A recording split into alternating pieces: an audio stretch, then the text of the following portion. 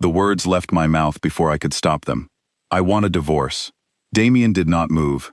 He sat behind his desk with his pen resting between two fingers, and for 3 full seconds, the only sound in the room was the clock above the fireplace.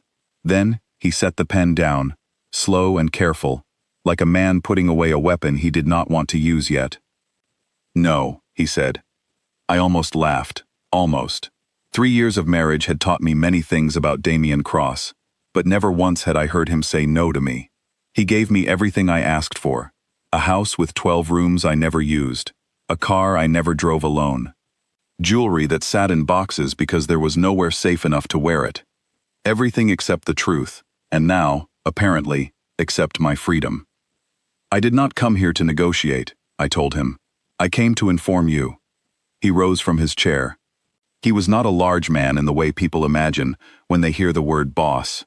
He was lean, quiet, the kind of man who could stand in a crowded room and never be the loudest voice. Yet somehow everyone in that room knew exactly where he was standing at all times. That was Damien. Stillness that felt like danger. "Eleanor," he said, using my full name the way he only did when he wanted me to understand something was serious, "you do not know what you are asking for." "I am asking for my life back," I said. "That is all." He walked to the window. Below us, the estate stretched out in neat gravel paths and clipped hedges, a garden that looked peaceful from a distance and was, in truth, watched by 4 men at all times. I used to think the guards were for show. I had learned, slowly and painfully, that nothing in this house was for show.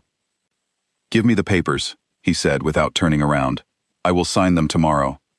Something in his voice made my stomach twist. It was too calm. Damien was never calm when he gave something up, and I had asked him to give up a wife. "Tomorrow," I repeated. "Tonight there are things I must arrange," he said. "Go back to your room. Pack whatever you wish to take. In the morning, you will be free to leave." It should have felt like victory. Instead, it felt like standing on ice that had already begun to crack beneath my feet. I turned and walked out of his office, my heels clicking too loudly against the marble floor, and I told myself I was imagining the way his eyes followed me all the way to the door. My name is Eleanor Whitfield, though for 3 years I have answered to Eleanor Cross, and today I decided I would go back to being only myself. I met Damien at my father's funeral, of all places. My father, Nathaniel Whitfield, had been a quiet businessman with quiet debts I did not learn about until after he was gone. Damien arrived at the service in a dark coat, said nothing to anyone, and left an envelope with the funeral director that covered every cost my mother could not afford. I did not know his name then. I only knew that a stranger had saved us from humiliation, and 3 months later, that same stranger asked my mother for permission to marry me. I said yes because I believed I had no better option. I stayed married because, somewhere along the way, foolishly, quietly, I had begun to hope there was a real man underneath the silence. A man who might someday choose to let me in. He never did. Not fully, not enough. There were moments, small ones, that made the hope hard to kill completely. Once, during my first winter in that house, I fell ill with a fever that kept me in bed for 4 days. Damien canceled every meeting that week. He sat beside me each night with a bowl of broth he had made himself, refusing to let the kitchen staff touch it, though he never explained why. Another time, my mother's roof began to leak during a storm, and by the following afternoon, a crew of workers had already repaired it, paid in full, with no bill ever sent to her. He never spoke of these things. He simply did them, quietly, as though kindness embarrassed him more than cruelty ever could. But kindness without words is a fragile thing to build a marriage on. I wanted to know the man, not just the things he provided. I wanted him to tell me why he flinched at the sound of a phone ringing after midnight, why he kept a second passport hidden in a drawer under a name that was not his own, why the word family, spoken inside that house, seemed to carry a weight I could never quite measure. He gave me comfort. He never gave me understanding. And a woman can only live so long on comfort before she starts to starve for something more honest. I reached my room, the one at the end of the east hallway that overlooked the rose garden, and I began pulling dresses from the closet, laying them across the bed in neat rows. My hands were steady. My mind was not. I kept replaying the way he had said, Tonight there are things I must arrange, as though my leaving required more than a signature and a car to the airport. A knock came at my door, around 8 in the evening. It was Marcus, the head of household staff, a broad man with a kind face, who had worked for Damien longer than I had been alive, it seemed.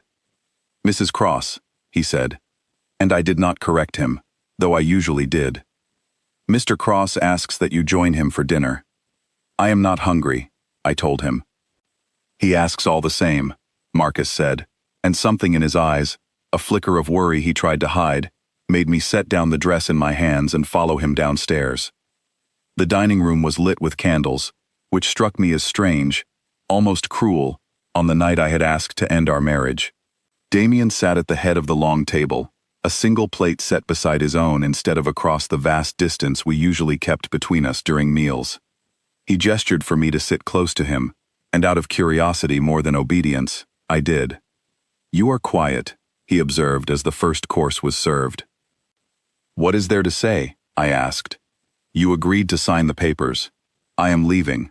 I assumed there was nothing left between us worth discussing." He studied me for a long moment. "There is always something worth discussing, Eleanor.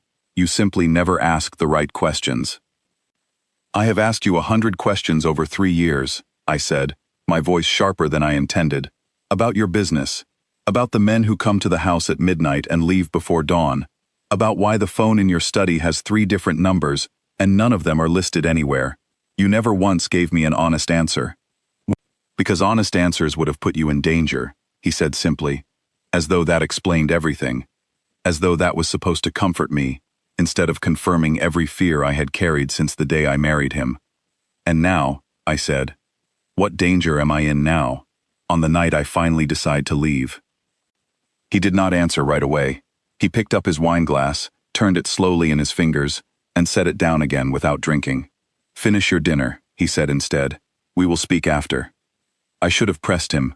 I should have demanded an answer right then, at that table, under those unnecessary candles. Instead, I ate in silence, watching him from the corner of my eye, noticing for the first time in months how tired he looked, how the lines near his eyes had deepened, how his phone buzzed twice during the meal, and both times he silenced it without looking at the screen. After dinner, he walked me to the base of the staircase. "Get some rest," he said. "Tomorrow will be a long day." I climbed the stairs alone, my resolve from that morning already softening into something closer to confusion. I told myself it did not matter what he was hiding anymore. Tomorrow I would be gone, and whatever secrets Damien Cross carried would no longer be mine to worry about. I was wrong about that too. I woke sometime after midnight to the sound of raised voices below my window. I rose and crossed the room, pulling back the curtain just enough to see 2 cars parked at odd angles near the front gate, headlights still on, doors left open. Men moved quickly across the gravel, and even from that distance, I could see the guns. I did not scream. I do not know why. Perhaps 3 years married to Damien Cross had taught my body to go still, in moments that should have terrified me. I watched as Marcus ran across the courtyard shouting something I could not hear, watched as the front gate, the same gate I had planned to walk through in the morning, began to close on its own, heavy metal grinding against stone. I turned from the window and ran for the door of my room. It would not open. I tried the handle again, twisting it hard enough to hurt my palm, and it did not budge. I pressed my ear to the wood and heard nothing on the other side. No footsteps, no voices, only the distant sound of engines and gravel, and men moving with purpose across the estate below. Someone had locked me in. I moved to the door that connected my room to the hallway bathroom, thinking perhaps I could reach another exit that way, and found that door sealed as well, the kind of lock that clicked from somewhere I could not see, controlled by a system I had never bothered to ask about, because I had never needed to before. Every door in the house has just been sealed, I would learn later, on Damien's direct order, the moment the first warning came in from the men watching the road beyond the estate. I did not know that yet. In that moment, standing in the dark with my palm still stinging from the handle, all I knew was that 10 minutes after I had told my husband I wanted a divorce, every way out of this house had closed, and I had no idea whether the man who married me was protecting me or making certain I could never leave.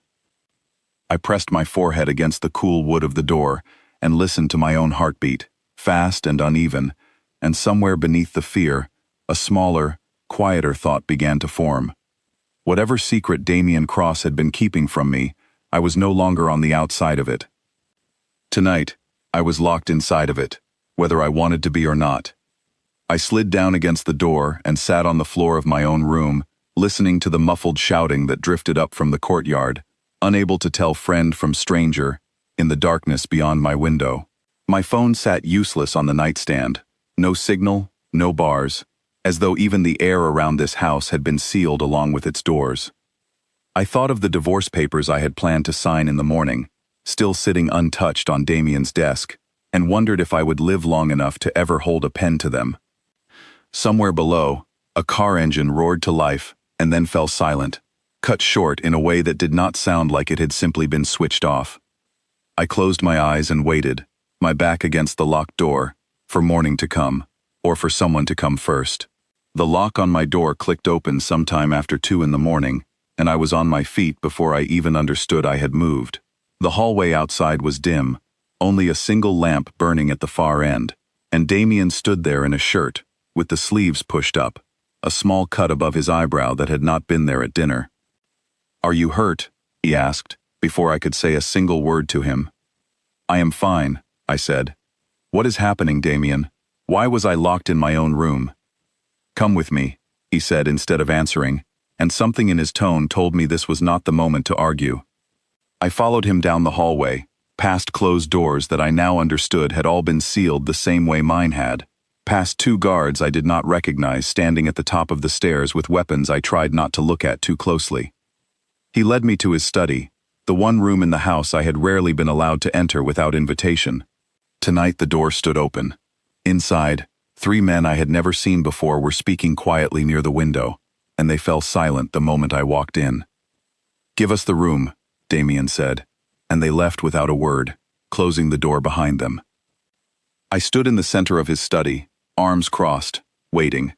He did not sit, he paced instead, which was unlike him, 3 steps to the window and 3 steps back, his jaw tight.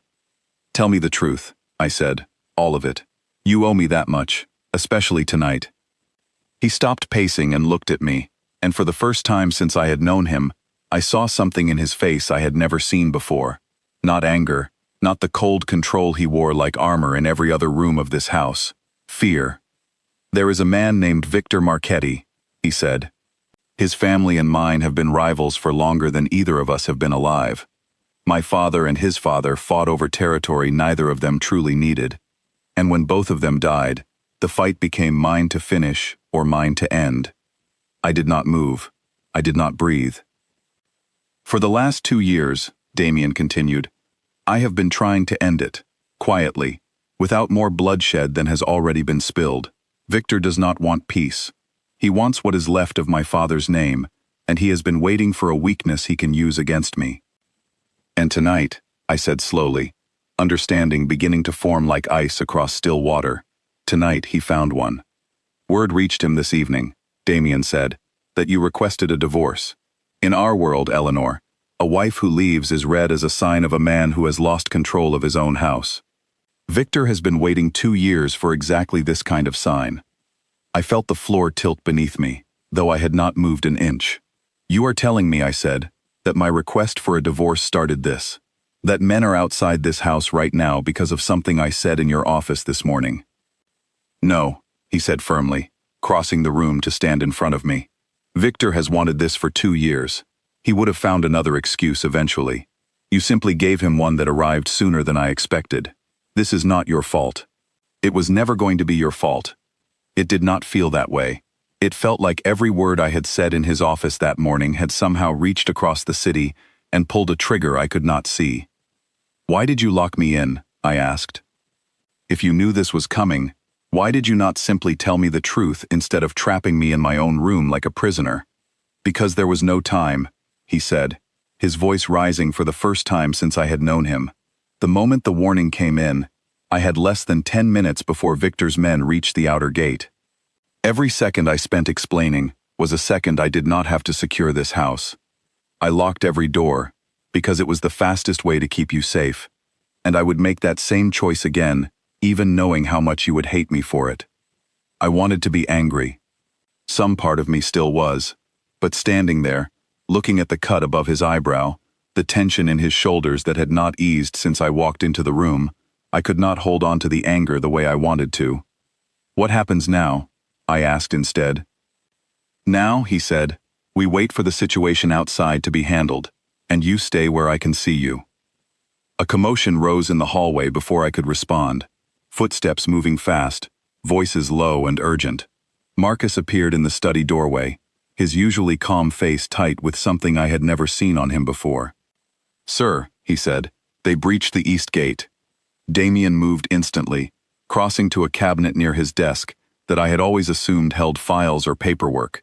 He opened it, and I saw, for the first time, that it held nothing of the sort. "Eleanor," he said, not looking at me, "stay behind this desk and do not move until I come back for you." "I am not staying here alone while you go out there," I said, my voice sharper than I intended, though underneath the sharpness was something closer to fear for him than fear for myself.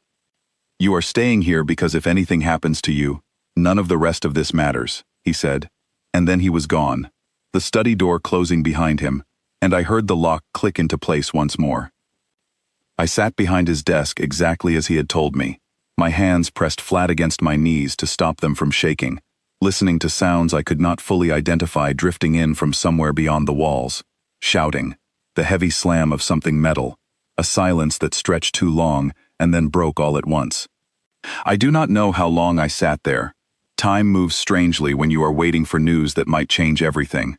I thought of my mother, safely across the city, unaware that her daughter was sitting locked in a room while men fought somewhere outside for a name that had once belonged only to my husband's father, and now, apparently, belonged to me as well.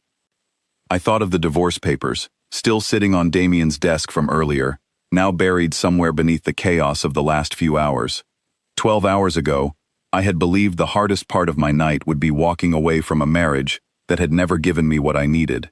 Now I understood that walking away had never been the hard part at all. Staying alive long enough to have the choice was the hard part, and I had never once considered that possibility until tonight.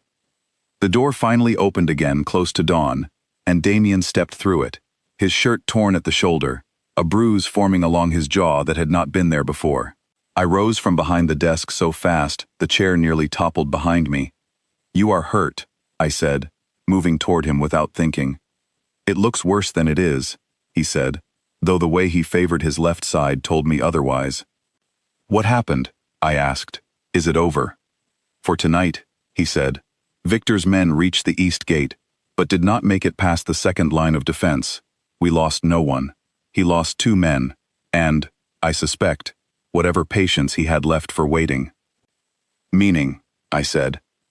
"Meaning he will try again," Damien said quietly, "and next time he will not wait for a rumor to give him an excuse. He will simply come."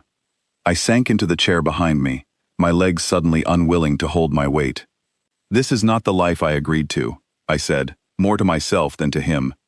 "I know," he said, and for the first time, there was no defense in his voice, no attempt to justify the years of silence between us. "I know it is not. I am sorry, Eleanor. Not for locking the doors tonight. I would do that again in an instant. I am sorry that you did not know what you were walking into 3 years ago, and I am sorry that I let my own fear of losing you keep me from ever telling you the truth in time for it to matter." Something in those words cracked something open in me that 3 years of silence had built brick by brick. "It is not too late to tell me now," I said quietly. He looked at me for a long moment, weighing something behind his eyes that I could not read. Then he pulled a chair close to mine and sat down, close enough that our knees nearly touched, and for the first time since the funeral where we had first met, Damien Cross began, truly began, to tell me everything. He told me about his father, a man who had built an empire out of fear rather than respect, and who had taught his only son that love was a weakness enemies could exploit. He told me about the promise he had made at my father's grave, a debt owed not to my father's memory, but to a choice my father had made years earlier, one that had saved Damien's own mother from a fate I did not yet fully understand. He told me that marrying me had never been about control or convenience. that it had been the only way he knew to keep a promise, while also keeping me close enough to protect. I sat and listened as the sky outside his study window began to lighten from black to gray, and somewhere in that slow unfolding of truth, the woman who had walked into his office the previous morning, demanding a divorce, began, quietly and without meaning to fall in love with the man behind the silence for the very first time. When the sun finally rose, Damien allowed the doors to unlock, though he asked me to stay close to the main house for the rest of the day. I walked with him through the east side of the estate, where the fighting had been worst, and saw for myself what the sounds in the night had only hinted at. A section of the garden wall had been torn open by something heavier than gunfire. The fountain near the east gate, the one my father had once admired during a visit before he passed, now sat cracked and dry, its water drained into the grass around it. Marcus met us near the gatehouse, a bandage wrapped around his forearm, his uniform still stained from the night before. "2 of ours are in the infirmary," he reported, his voice steady despite the exhaustion in his eyes. "Nothing that will not heal. The 2 we lost belonged to Victor, left behind when his men retreated. We have already begun questioning them." "Questioning them," I repeated, glancing at Damien. "We need to know how he learned about the divorce so quickly," Damien said. "Someone inside this house, or close enough to it, passed that information along within hours. Until we know who, we cannot trust anyone we have not already vetted 3 times over." The thought that someone inside these walls might have betrayed us settled into my chest like a stone. I thought of the staff who brought me tea each morning, the driver who took me into the city when I wanted an afternoon away from the house, the gardener who always left fresh roses outside my window without ever being asked. Any one of them, apparently, could have been the reason gunfire tore through this estate in the middle of the night. We walked the perimeter together, Damien pointing out the places where his men had held the line, where Victor's forces had tried and failed to push further inside. He spoke with a kind of precision I had never heard from him before, cataloging weaknesses in the estate's defenses the way another man might catalog mistakes in a business plan, already planning how to close each gap before Victor found a way to exploit it again. "You have done this before," I said quietly, watching him study the broken wall with narrowed eyes. "Defended this house, I mean." "Not like this," he admitted. "Victor has always preferred patience over force, poisoning deals before they close, turning allies against each other with rumors instead of bullets. This is the first time in years he has come at me directly, which tells me he believes the balance of power has shifted in his favor, or he believes he no longer has time to wait." "Why would he believe either of those things?" I asked. Damien was quiet for a moment, his eyes still fixed on the damaged wall. "Because I have spent the last several months trying to walk away from all of this," he said finally. "Quiet negotiations, territory returned, an attempt to end the rivalry between our families without more blood spilled on either side. Victor has read that as weakness rather than what it actually was." "And what was it actually?" I asked. "An attempt," he said, turning to look at me directly, "to build a life you would not have to be afraid of, one where you would not have to worry every time I left this house, whether I would come back through that gate again." The honesty in his voice caught me off guard more than the confession itself. I did not know what to say to a man who had spent months quietly trying to dismantle the very empire that had made him who he was, all in an attempt to become someone I might have chosen freely, rather than someone I had married out of gratitude and fear. We returned to the main house as the staff began the slow work of clearing debris from the courtyard, sweeping broken glass from the front steps, replacing a section of fencing that had been crushed during the retreat. Life at the estate, I was learning, did not pause for violence. It simply absorbed it, cleaned up after it, and prepared for whatever came next. Damien excused himself shortly after noon to take a call in his study, and I found myself alone in the sitting room for the first time in what felt like days, though it had only been one long night. I sat by the window overlooking the garden and allowed myself, finally, to feel the fear I had been holding back since the moment my bedroom door refused to open. My hands shook as I poured myself a cup of tea I did not really want. I thought about the divorce papers, still somewhere on Damien's desk, forgotten in the chaos of the last 24 hours, and I wondered whether I even wanted them signed anymore. 12 hours ago, freedom had meant walking away from a man who kept me at arm's length. Now freedom felt like something far more complicated, tangled up with loyalty I had not expected to feel, and a fear for his safety that had nothing to do with the promise he had made at my father's grave, and everything to do with what I had begun to feel for him during the longest night of my life. But love, I would soon learn, was not going to be enough to keep either of us safe. Victor Marchetti was still out there, and dawn was only the beginning of what was still to come. 3 days after the attack, I found the traitor sitting across from me at breakfast, pouring cream into her coffee as though nothing in the world had changed. Her name was Lena Ashford, and she had worked as my personal assistant since the 2nd month of my marriage, arranging my schedule, screening my calls, standing close enough to nearly every private conversation I had ever had inside that house, that the thought of her betrayal made my stomach turn the moment Marcus told me the truth. She confessed within the hour. Marcus had said quietly the night before, finding me alone in the library. Once we traced the call that reached Victor's people, there was no room left for her to deny it. Why? I had asked, though I already suspected the answer would not make any of this easier to bear. Money, Marcus said simply. Victor Marchetti paid better than loyalty ever could, apparently, for someone who never truly believed in the family she served. Now, sitting across from Lena at breakfast, watching her stir her coffee with steady hands, I understood that Damien had allowed this meeting deliberately. He sat beside me, silent, watching Lena, the way a man watches a snake he already knows the location of. "You look surprised to see me," Lena said, her voice cool, almost amused.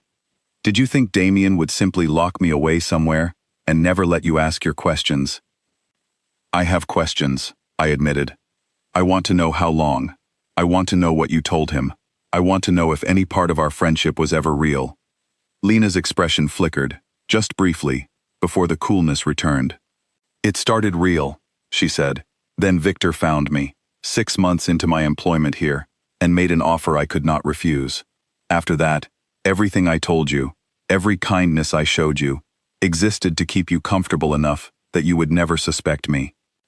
Damien's jaw tightened beside me, though he said nothing, letting me lead this conversation the way he had promised he would.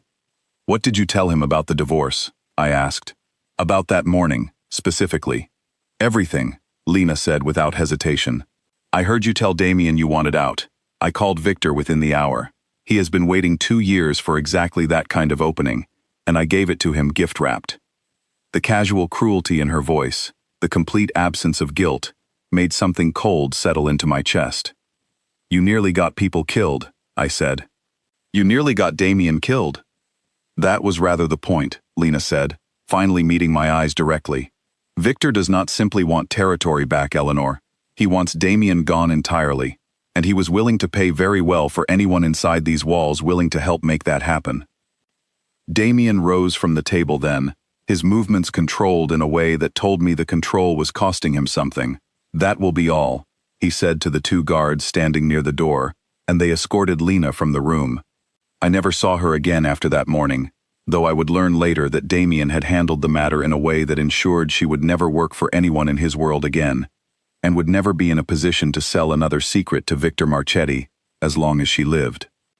I sat alone at the table for a long time after they left, staring at the cup of coffee Lena had never finished, trying to reconcile the woman who had brushed my hair back from my face during my fever 3 years ago, with the woman who had just admitted, without a flicker of remorse, to nearly getting me and everyone I now cared about killed. "Are you all right?" Damien asked, returning to the room and taking the seat across from me instead of beside me, giving me space I had not realized I needed. "I do not know who to trust anymore," I admitted. "If she could hide something like that for years, anyone in this house could be hiding something." "That fear will fade," he said, "though not tonight and not tomorrow. For now, I have already begun vetting every member of staff a second time. No one moves through this house without my knowledge, until I am certain we have found every thread Victor might still be pulling." His words should have comforted me. Instead, they only reminded me how fragile the peace of the last 3 days had truly been. A fragile pause before whatever Victor intended to do next. That next move came faster than either of us expected. 5 days after Lena's confession, Damien received a message that changed the shape of everything. I was in the garden when Marcus found me, his face pale in a way that made my stomach drop before he said a single word. "Mrs. Cross," he said, and this time the title did not feel wrong at all. "You need to come inside. Now." I found Damien in his study, standing over his desk with a single sheet of paper in his hands, his knuckles white around the edges of it. He did not speak when I entered. He simply held the paper out to me, and I took it with hands that had already begun to shake before I read a single word. It was a photograph, printed on plain paper, no letter attached, no explanation needed. It showed my mother, standing outside her home in the city, unaware that she was being watched closely enough for someone to capture this image of her checking her mailbox on an ordinary afternoon. "He knows about her," I whispered. "He has always known about her," Damien said quietly. "I simply never told you how closely Victor watches everyone connected to this family, because I hoped it would never come to this." "What does this mean?" I asked, though some part of me already understood the answer before he spoke it aloud. "It means he is done waiting for an opening inside these walls," Damien said. "He is going to come at us from outside them instead, through anyone he believes we love enough to protect at any cost." "We need to get her somewhere safe," I said, my voice rising, my hands still trembling around the photograph. "Now, tonight, before he decides that photograph was only a warning. I have already sent men to bring her here," Damien said. "She will be under this roof by tonight, protected the same way you are protected." "I am sorry, Eleanor. I should have told you the extent of the danger the moment you married me. I let my own pride convince me I could handle Victor quietly, without ever letting the war touch the people outside these gates. I was wrong, and now your mother is paying the price for my mistake." I did not have the strength to be angry with him, not with my mother's safety hanging in the balance of every decision made in the next several hours. I sat in his study and waited, watching the clock, counting the minutes until Marcus returned with confirmation that my mother had arrived at the estate safely, confused and frightened but unharmed.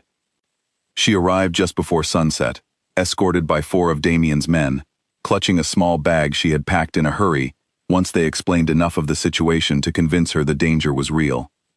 I met her at the front door, and the moment she saw my face, she began to cry, not from fear for herself, but from relief at seeing me still standing, still safe, still her daughter despite everything that had clearly changed since the last time we had spoken on the phone 2 weeks earlier. "What is happening, Eleanor?" she asked once we were alone in the sitting room, her hands wrapped tightly around a cup of tea she had not yet tasted. "Why did armed men come to my door and tell me I needed to leave immediately?" I told her as much as I could, choosing my words carefully, watching her face shift from confusion to fear, to something that eventually settled into a quiet, steady resolve I recognized from my own reflection over the past week. "Your father knew," she said finally, once I had finished. "He never told me everything either, but I always suspected there was more to that man's kindness than simple generosity toward a grieving family." "What do you mean?" I asked. "Damien's mother," my mother said quietly. "Before you were born, before any of this, your father helped her escape a situation I never fully understood. Something dangerous, something that could have gotten her killed. He never spoke of it afterward, only said that he had made a promise to protect her family if she ever needed it, and I always assumed that promise had been fulfilled and forgotten long ago. It had not been forgotten, I realized. It had simply been waiting, quietly, for the moment my father passed away and left Damien free to fulfill it, in the only way he knew how, by marrying the daughter of the man who had once saved his mother's life.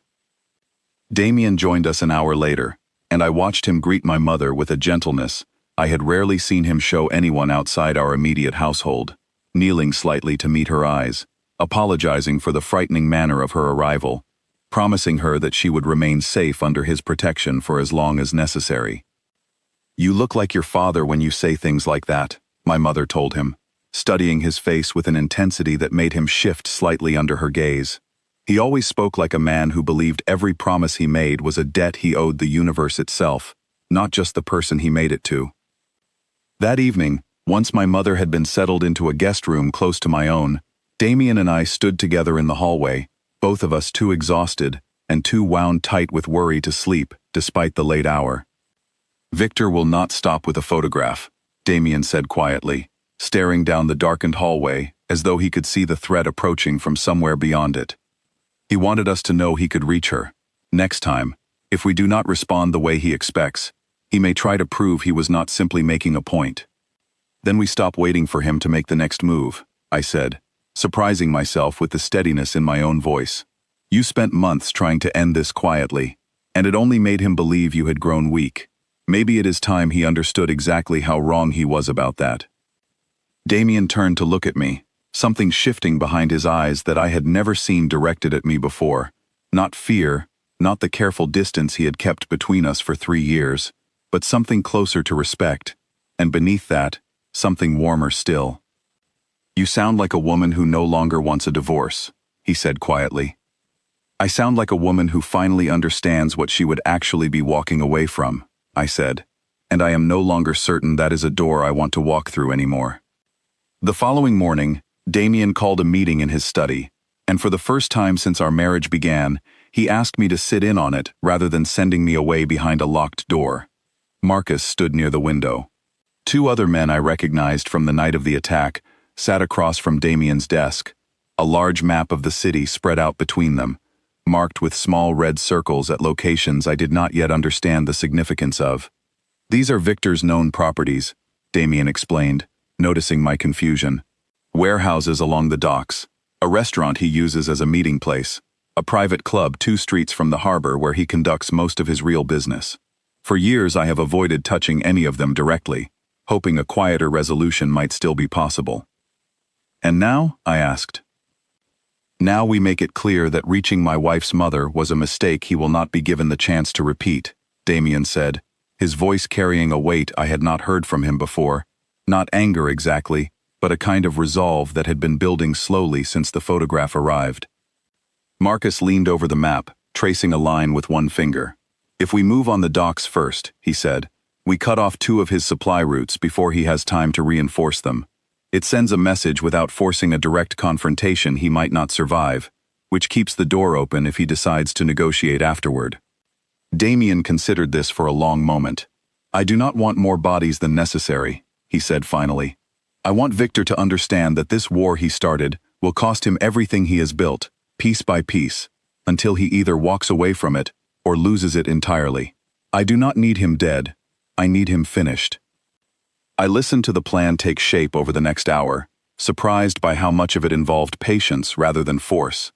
Careful pressure applied to Victor's businesses and alliances, rather than the kind of violence I had feared when I first saw the guns outside my window 5 nights earlier. Damien, I realized, watching him direct his men with quiet precision, had never wanted this war. He had simply refused to lose it once Victor made it impossible to avoid. That afternoon, while the men continued their planning downstairs, my phone rang with a number I did not recognize. I almost let it go to silence, still shaken from the events of the past week, but something made me answer it instead. Eleanor Cross, a voice said on the other end, smooth and unfamiliar, carrying an accent I could not immediately place. I have been wanting to speak with you directly for some time now. Who is this? I asked, though some cold certainty in my chest already suspected the answer. Victor Marchetti, the voice said, almost pleasant, as though we were old acquaintances, catching up rather than enemies, speaking for the first time. I do apologize for the photograph. It was meant only to demonstrate a point, not to frighten your mother unnecessarily. I have no interest in harming an old woman who has never wronged me. Then what do you want? I asked, my hand tightening around the phone. I want what your husband refuses to give me willingly, Victor said. Recognition. Respect. The territory his father took from mine 2 decades ago, before either of us were old enough to understand what we were inheriting. Damien believes he can simply walk away from this conflict because he has grown tired of it. I am here to remind him that some debts do not disappear simply because one party wishes they would. This has nothing to do with me, I said. Whatever debt exists between your families, I am not part of it. You became part of it the moment you married him, Victor said, his voice cooling slightly, and you became a very useful part of it the moment you nearly walked away from him. I would encourage you to consider, Eleanor, whether the man you married is truly worth the danger he has brought into your life. I could offer you a great deal of safety, should you ever decide his war is not one you wish to continue fighting alongside him. I ended the call without responding, my hands shaking harder than they had during the entire conversation, and found Damien in the doorway of my room moments later, his expression unreadable. "He called you," Damien said. It was not a question. I told him everything. The offer Victor had made, the strange gentleness in his voice when he spoke of my mother, the way he had tried to plant doubt about Damien, in the same breath he used to threaten our family. Damien listened without interrupting, his jaw tightening with every word. "He is trying to turn you against me," Damien said once I finished. "It is an old tactic, and it worries me more that he tried it directly than it would if he had simply attacked again. It means he believes you might actually be persuaded." "Was ensure. He does not know me at all then," I said, surprising myself with how quickly the words came, how certain I felt saying them aloud. "I am not looking for an escape from this marriage anymore, Damien. I am looking for a way to help you end this, so that neither of us has to spend the rest of our lives waiting for the next photograph, the next warning, the next call in the middle of the night." Something shifted in Damien's face then, a tension I had not realized he was carrying easing slightly beneath my words. "3 days ago," he said quietly, "I would not have believed you meant that." 3 days ago, I said. I was not certain I meant it myself. He crossed the room and stood before me, closer than he usually allowed himself to stand, and for a long moment neither of us spoke, the weight of everything that had happened since I first walked into his office demanding a divorce settling into the small space between us. "We will end this together then," he said finally. "But I need you to understand something first, Eleanor. Ending it may require choices neither of us finds comfortable. Victor will not simply walk away because we ask him to." "I am not asking him to walk away," I said. "I am asking you to make certain he no longer has the power to threaten either of us again, whatever that requires." Outside, somewhere beyond the estate walls, Victor Marchetti was already planning his next move, certain that the photograph and the phone call had planted enough doubt to weaken the family he intended to destroy. He had no way of knowing that instead of driving a wedge between us, his own hand had pushed Eleanor Cross and the man she married closer together than either of them had ever been before, and that the war he believed he was winning was about to turn against him faster than he could prepare for. 2 weeks passed in careful, quiet motion, and I learned more about my husband's world in those 14 days than I had in the previous 3 years combined. Damien brought me into the planning now, not out of necessity, but because he had finally accepted, I think, that keeping me in the dark had never actually kept me safe, only kept me unprepared. I sat in on meetings where men twice my age spoke of supply lines and territory the way other people spoke of weather, and slowly, piece by piece, I began to understand the shape of the empire I had married into, and the shape of the man who had spent his whole life trying to reform it from the inside, without ever telling anyone that reform was his goal. "You could have told me sooner," I said to him one evening, the two of us alone in his study, long after the rest of the house had gone quiet, "that you wanted out of this life eventually, that none of this was ever what you actually wanted for yourself." "I did not think you would believe me," he admitted. "A man does not inherit a name like mine, and simply announce one day that he intends to walk away from everything it built. My father would have called it weakness. Victor still does. I was not certain you would see it any differently." "I would have seen it as hope," I said quietly, "something worth staying married for." He looked at me for a long moment, something unguarded passing behind his eyes before he spoke again. "I am telling you now," he said, "for whatever that is worth, after everything it took to get here." "It is worth quite a lot," I told him, and meant it more than I had meant almost anything in the 3 years since I first walked into that funeral home, and met a stranger who quietly paid for my father's service, without ever expecting thanks. The plan Damien and his men had built over those 2 weeks was slow and deliberate, exactly as Marcus had suggested that first morning in the study. One by one, Victor's supply routes along the docks were quietly disrupted, not through violence, but through carefully arranged conversations with the men who ran the shipping companies Victor depended on, conversations that reminded them where their older loyalties actually belonged. A restaurant Victor used as a meeting place lost its lease within days. The building's true owner, a man who had known Damien's father for decades, finally choosing a side after years of careful neutrality. Victor is losing ground faster than he expected, Marcus reported one afternoon, spreading updated figures across the desk in Damien's study. Two of his lieutenants have already reached out through back channels, asking what terms might be available if they chose to step away from him before this goes any further. Damien studied the numbers with the same careful precision he brought to everything. "Tell them nothing yet," he said. "Victor still has enough resources to be dangerous for a while longer, and men who abandon a sinking ship too early sometimes decide to burn everything on their way out." I sat quietly through most of these meetings, learning the rhythm of a world I had once been shielded from entirely, and slowly, I began to understand why Damien had kept it from me for so long. It was not simply danger, though danger was certainly part of it. It was the weight of it, the constant calculation, the way every decision rippled outward into consequences that touched dozens of lives beyond the two of us. He had carried that weight alone for years, and watching him now, I finally understood how exhausting that solitude must have been. My mother remained at the estate throughout those 2 weeks, slowly growing more comfortable within its walls, despite the circumstances that had brought her there. She and Damien developed an unexpected friendship, the two of them sharing quiet conversations over tea in the mornings, while I attended meetings I had once been kept entirely apart from. I found them together one afternoon in the garden, my mother laughing at something Damien had said, and the sight of it struck me somewhere deep in my chest. A small, ordinary moment of happiness, carved out of a situation that had begun with locked doors and gunfire 5 nights into what should have been the end of our marriage. "You have made her feel safe," I told him later that evening, once my mother had retired for the night. "That is not a small thing, Damien. She was terrified when she arrived here. She reminds me of my own mother," he said quietly, a rare softness entering his voice. "Before everything that happened to her, before your father intervened and gave her the chance to disappear from a life that would have destroyed her otherwise, I never had the chance to properly thank the man who saved her. Perhaps caring for her daughter, in whatever small ways I can, is the closest I will ever come to repaying that debt properly." I did not know the full story of what had happened to Damien's mother, only the fragments he had shared since the night everything changed between us, but I understood enough to know that the debt he spoke of ran far deeper than obligation.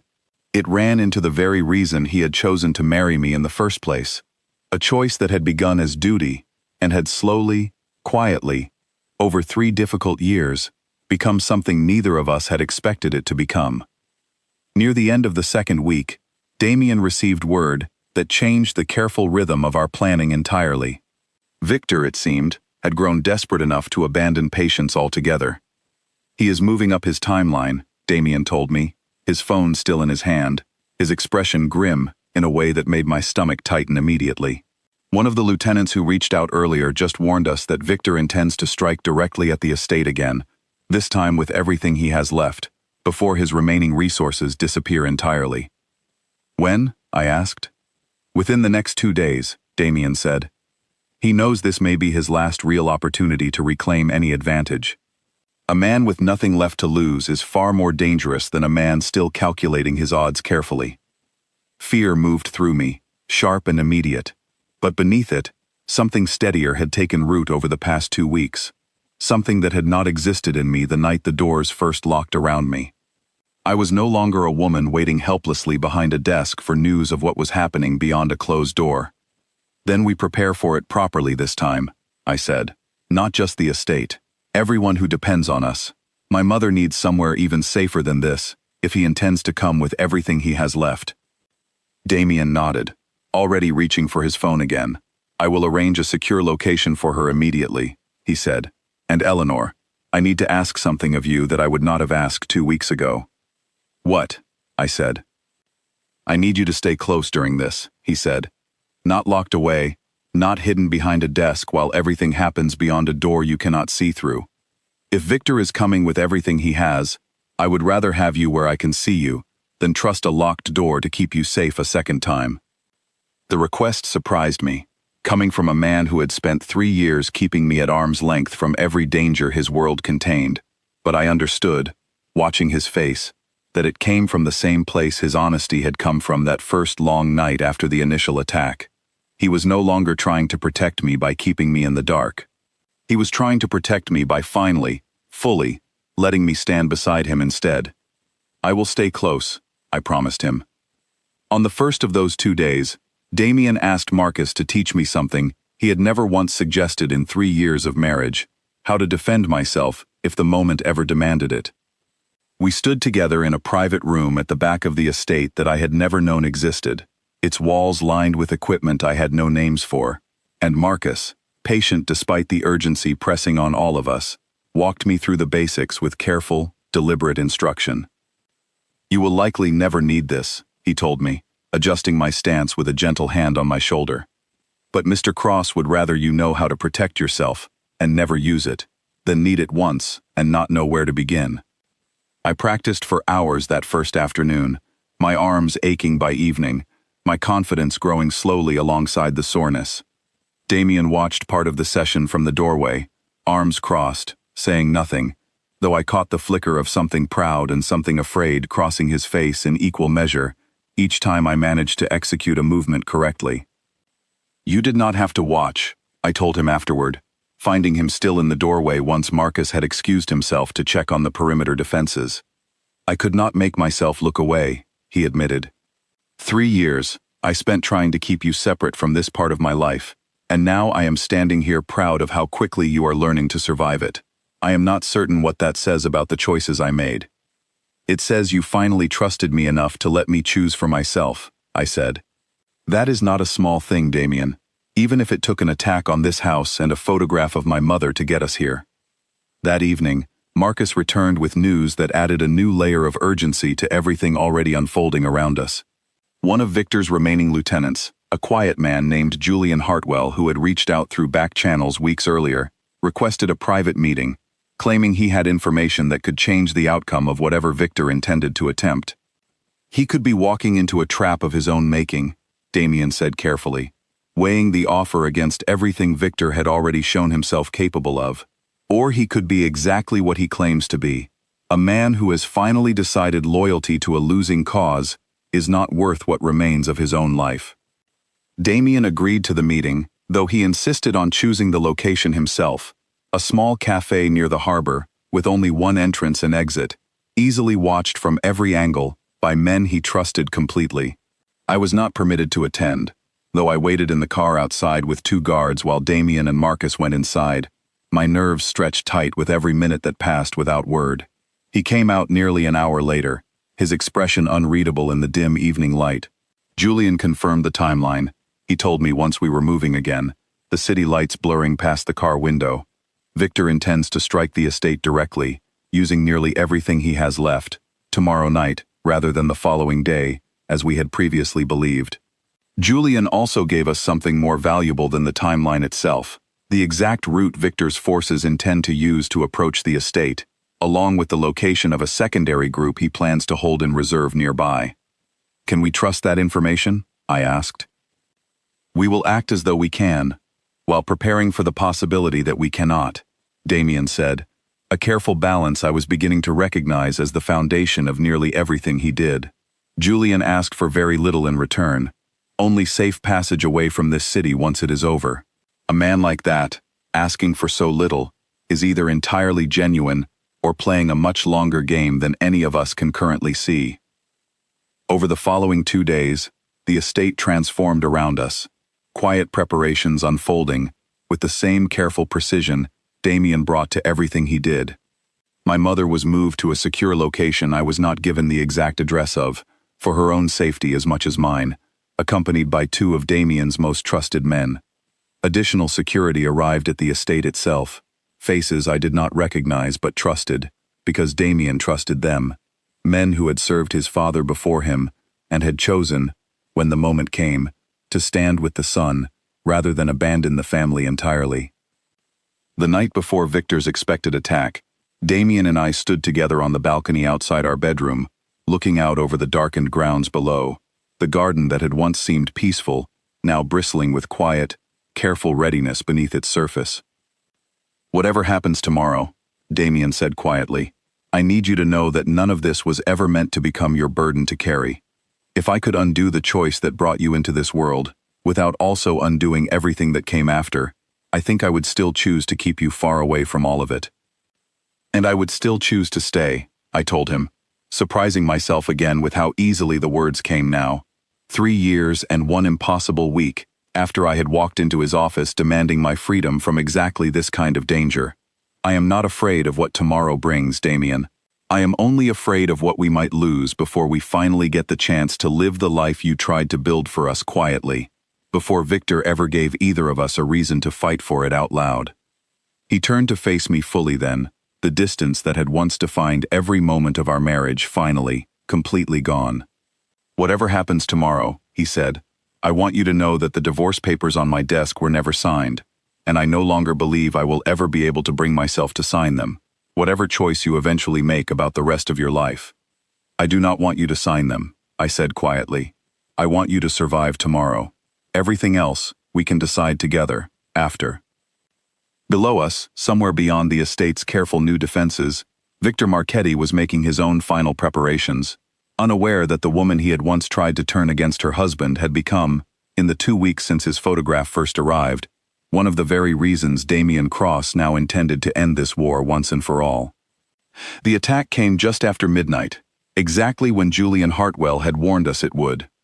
I stood beside Damien in the study, not locked away this time, not hidden behind a desk waiting for news from beyond a closed door, but present, included, watching through the window as headlights approached the outer gate, in far greater numbers than the previous attack had brought. Marcus moved through the room giving quiet orders through a radio clipped to his shoulder, and I felt the strange, steady calm that comes only after weeks of preparation finally meeting the moment it was built for. They are using Julian's route exactly as he described, Marcus confirmed, watching a monitor that showed the eastern approach to the estate. Moving in from the north road, avoiding the main gate entirely. Then we let them believe that route is working, Damien said, his voice carrying the same controlled precision I had watched him bring to every decision over the past 2 weeks. Hold the main gate lightly. Let their attention stay fixed there, while the real defense meets them where Julian told us to expect them. I watched him work, coordinating men across different sections of the estate, with a clarity that made it impossible to imagine him as anything other than exactly what he was, a man who had spent his entire life learning to protect the people who depended on him, even when that protection had once meant keeping me at a distance he no longer needed to keep. The first sounds of the attack reached us within minutes, distant at first, then closer. Gunfire and shouting carried on the night air, the same way it had been the first time this happened. Except this time, I did not sit trembling behind a desk waiting for news. This time I stood at Damien's side, watching the monitors, understanding for the first time exactly what he had spent years trying to shield me from, and exactly why he had eventually stopped trying. Victor is here personally, Marcus reported suddenly, his voice sharpening with surprise. Confirmed at the north approach. He is leading this one himself. Damien went very still. He never leads from the front, he said quietly. Not personally. Not in 20 years. He has nothing left to lose, I said, remembering the words Damien himself had used 2 weeks earlier. A man like that stops sending others to fight his battles for him. Damien turned to look at me, something decisive settling into his expression. I need to go to the north approach, he said. If Victor is there himself, ending this properly may require more than simply holding the line until his forces retreat. I am coming with you, I said immediately. Eleanor, he began, and I cut him off before he could finish. You told me you wanted me close during this, not locked away behind another door, I said. I meant it when I said I would stay close, and I mean it now. I am not letting you walk toward Victor Marchetti alone, not after everything the last 2 weeks have taught me about exactly how much I have to lose if something happens to you tonight. He studied my face for a long moment, and whatever he saw there must have convinced him arguing further would cost more time than either of us could afford. Stay behind me, he said finally. Whatever happens, stay behind me and trust Marcus completely. We moved through the estate together, past guards holding careful positions along the garden paths, past the fountain that had finally been repaired since the first attack, toward the north approach where gunfire had grown steadily louder over the past several minutes. The night air was cold and sharp, carrying the smell of smoke from somewhere near the outer wall, and my heart pounded with a fear I no longer tried to hide from myself, fear not for my own safety, but for the man walking just ahead of me, moving with the same controlled purpose he brought to everything, even now, even toward the one man in the world who genuinely wanted him dead. We found Victor Marchetti standing near the breached section of the north wall, his men scattered in a defensive perimeter around him, fewer in number than I had expected, fewer, I realized, than Victor himself had likely expected, once his forces met the resistance Julian's information had allowed us to prepare. Victor was older than his voice on the phone had suggested, silver threading through dark hair, his face carrying the kind of weathered composure that comes only from decades spent building and defending something through force of will alone. "Damien," Victor said, lowering the weapon he had been holding, though his men kept theirs raised, trained loosely on our small group. "I confess, I did not expect you to meet me personally. I assumed you would send Marcus to handle this, the way you have handled everything else these past 2 weeks, quietly, from a careful distance." "I stopped hiding from things that require me to stand directly in front of them," Damien said. "Something I should have learned a long time ago, Victor. Perhaps from you, if I am honest. You have never once sent someone else to fight your battles." "And look where that honesty has brought me," Victor said, a bitter kind of amusement crossing his face as he gestured toward the wreckage around him, the retreating remains of forces that had once seemed far more formidable than they had proven to be tonight. "My supply routes are gone. My lieutenants have abandoned me one by one over these past 2 weeks. I came here tonight because I had nothing left to lose by trying, and everything left to lose by walking away without trying at all. This does not have to end with more bloodshed," Damien said, his voice steady despite the tension radiating from every man standing around us in the darkness. "You have lost this war already, Victor. The only choice left to make now is how much more you are willing to lose before you accept that." Victor's eyes moved past Damien, settling on me for the first time, and something in his expression shifted, curiosity replacing the exhaustion that had settled over his features moments before. "So this is the wife who nearly walked away from all of this," he said. "I confess I am surprised to see her standing beside you now, rather than safely tucked away where a man in your position usually keeps the people he claims to care about most." "She stands where she chooses to stand," Damien said, something protective and proud entering his voice in equal measure. "That has always been true, Victor, even when I was foolish enough to believe otherwise for the first 3 years of our marriage." Victor studied me for a long moment, and I held his gaze without flinching, drawing on every ounce of steadiness I had built over the past 2 weeks of preparation, every conversation with Damien that had taught me exactly what kind of man Victor Marchetti truly was, beneath the careful threats and quiet cruelty. "You could have taken my offer," Victor said finally, addressing me directly. "Safety, away from all of this. Instead, you chose to stand here, in the middle of a war that was never yours to begin with. It became mine the moment you tried to use my mother against me," I said, my voice steadier than I had expected it to be. "And it became mine again the moment I understood exactly what kind of man my husband actually is, underneath everything he spent 3 years hiding from me. I did not choose to stand here because he asked me to. I chose it because I finally understand what I would be walking away from if I chose safety instead." Something in Victor's posture changed then, the fight draining out of him in a way that had nothing to do with the weapons still raised around us, and everything to do with the quiet certainty in my voice. A certainty that seemed to confirm something he had perhaps already suspected, that whatever advantage he had hoped to find by turning us against each other had never truly existed at all. "Lower your weapons," Victor said finally, addressing his remaining men without looking away from Damien. "This war ends tonight, one way or another. I would rather it end with terms I can still negotiate than with a bullet I will not survive." The tension in the air shifted immediately, weapons lowering slowly on both sides as Marcus and the estate's security moved to secure the perimeter without further violence. Damien and Victor spoke for nearly an hour after that, terms negotiated in low, careful voices, while I stood nearby, watching 2 men finally lay down a rivalry their fathers had built decades before either of them had any say in the matter. By the time the sun began to rise over the estate, Victor Marchetti had agreed to terms that stripped him of nearly everything he had once controlled: territory returned to Damien's family, resources redirected, a formal agreement that ensured neither family would move against the other again as long as both honored the terms laid out that morning. It was not the ending Victor had wanted when he first learned of my request for a divorce weeks earlier, but it was, I understood watching Damien's careful, controlled relief, exactly the ending he had been quietly working toward for months before Victor ever forced his hand into open conflict. Julian Hartwell received the safe passage he had asked for, arranged quietly through Marcus within days of Victor's surrender. I met him only once, briefly, in the same cafe where Damien had first confirmed his information, and thanked him for a warning that had likely saved lives on both sides of a conflict he had grown weary of serving. "I did this for myself as much as for either of you," Julian admitted, his hands wrapped around a cup of coffee he did not drink. "I spent 15 years serving a man who valued loyalty only as long as it served his own ambitions.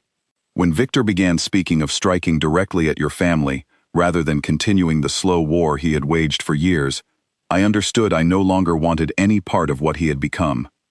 'What will you do now?' I asked. 'Start somewhere new,' he said simply. 'Somewhere no one has ever heard the name Marchetti or Cross, where the only debts I owe belong entirely to myself. I do not imagine either of you will miss my presence in this city, but I hope you will remember that not every man who served the wrong side did so willingly.' I watched him leave the cafe that afternoon, disappearing into the ordinary crowd of the city, with the quiet relief of a man finally free of a war that had never truly been his to fight, and I understood, watching him go, exactly how many lives had been shaped and reshaped by a rivalry two fathers had built decades before either of their children had any real choice in the matter.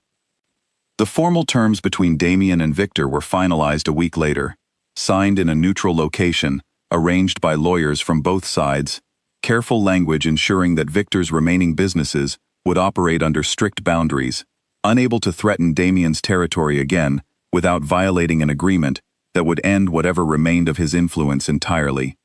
Victor signed without argument, the fight visibly gone from him, an old man finally accepting the shape of a war he had lost long before he ever led his remaining forces through the north wall of our estate.